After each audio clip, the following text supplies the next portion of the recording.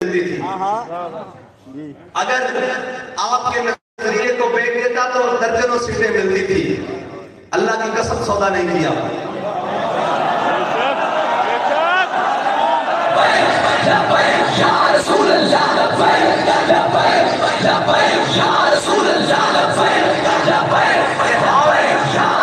یہ ہاتھ اٹھا کر کہہ دیتے ہیں آج بھی دنیا میں بھی اور انشاءاللہ قیامت والے دن بھی اس بات کے اوپر میرا گریبان حاضر ہے. ہمارے بابا جی کہہ کے گئے کہ اگر 1 روپیہ بھی ثابت ہو جائے تو ہماری جناب قبر کو بھی ادھیڑ دینا.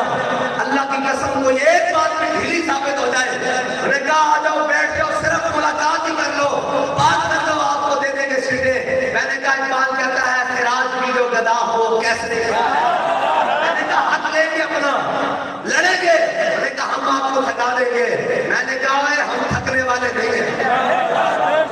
تھکنے والے تو وہ ہیں جو جا کر اپنے سجدے اور اپنے ماتھے طاقتوروں کی دہلیزوں کے اوپر ٹکا دیے اور کہا کہ ہمیں سیٹیں لے دو, ہمیں یہ کر دو.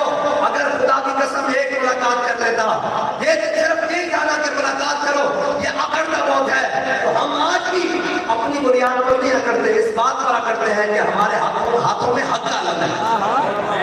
ہاں اگر ایک دفعہ سر چکا لیتا سیٹیں مل جاتی, لیکن ضمیر تو باقی نہ رہتا.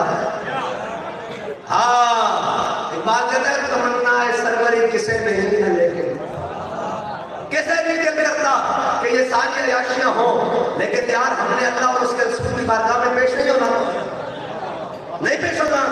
مجھے یہ یقین ہے میں نے اللہ کی بارگاہ میں پیش ہونا ہے, اور یہ بھی یقین ہے نہ میں نے کسی کا حق مارا ہے اور نہ اپنا حق کسی کے سامنے بیچا ہے.